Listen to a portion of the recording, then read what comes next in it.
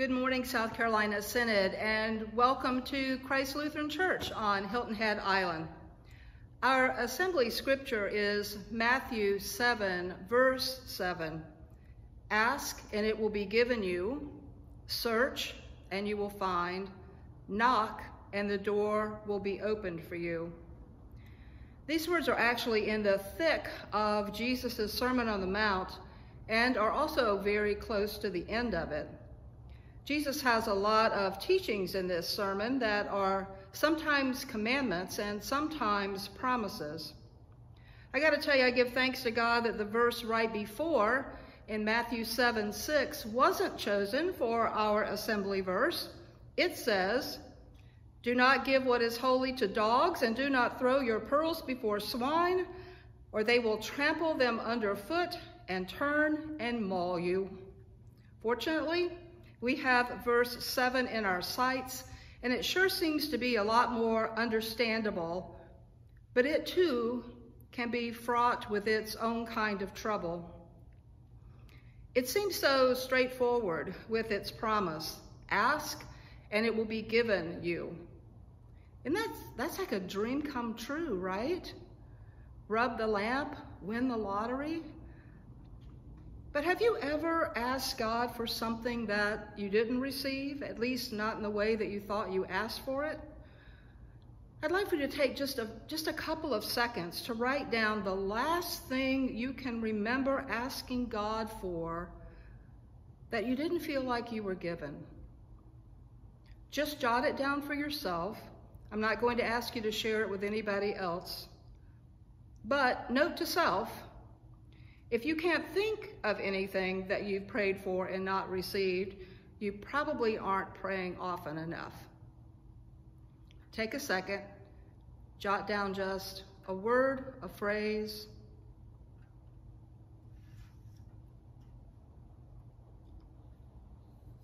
Okay, let's kind of pull the camera back a little to see what this asking is all about in the way that Matthew's Jesus is using it.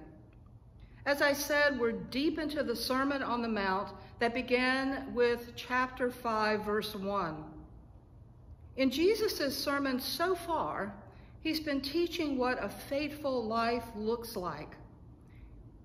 He's taught things like refrain from anger, don't retaliate, love your enemies, forgive people who hurt you, control your criticism of others, don't worry about your life. So if you were sitting in those first century pews, you might be thinking to yourself, how can I possibly do all of those really big things? How can I possibly be this kind of faithful disciple? From whence will my help come? These are impossible demands, but for God, nothing is possible, Jesus teaches. It's only by being prayerfully persistent that we discover the grace to live this faithful life.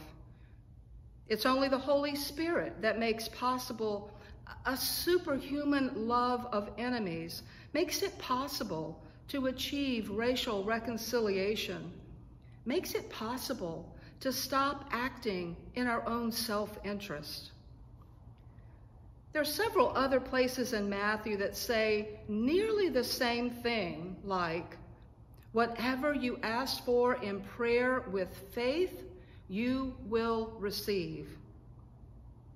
And in John 14, verses 13 and 14, Jesus says, I will do whatever you ask in my name. Ask, and I will do it. The promise to ask and receive isn't just a throwaway line in the Sermon on the Mount, but is a consistent theme in the Gospels, actually in the whole New Testament. Because later in the New Testament, church, in 1 John 5:14, at the end of that letter, which is nearly at the end of the whole Bible, there's almost an exclamation point put on this promise. The church leader who wrote it seems to know that this promise is going to sound a bit crazy. And so he or she writes, "And this is the boldness we have in Christ, that if we ask anything according to his will, he hears us." This was the witness of the church several decades after Easter, in a church that had already experienced great trauma, painful persecutions, all kinds, disappointment, internal conflicts. But still they boldly proclaim, "Ask, and it will be given to you." This is God's promise to us, that we are heard, that we are empowered. We don't know how everything works for the good, but we've been promised that it does.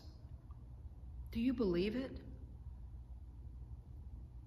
I don't know why that thing that you wrote down that you had asked God about went unanswered, or at least wasn't answered in the way that you wanted it to be.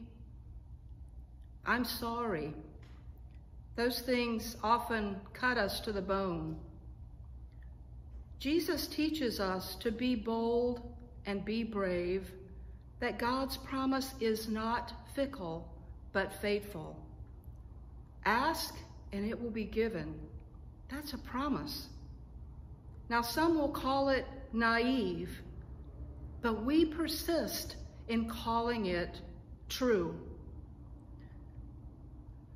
So I invite you to write down for yourself or talk to one another about what believing this promise looks like. When you are called to witness to this bold claim that God gives whatever is asked, what story do you tell as witness that the promise is true? Take a few minutes to testify to each other about this, and then I'll call us back together and close with prayer.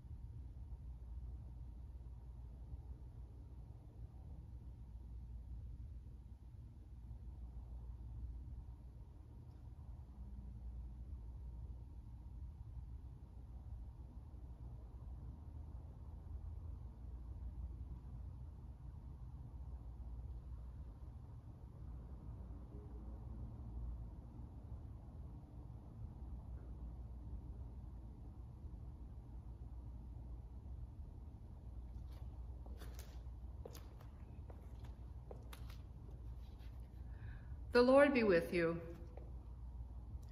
Let us pray. Thank you, God of impossible promises. Your word is bold and powerful. May it shape our lives, our faith, our mission, and our hope. In the name of Jesus, our Savior and Lord, we pray. Amen.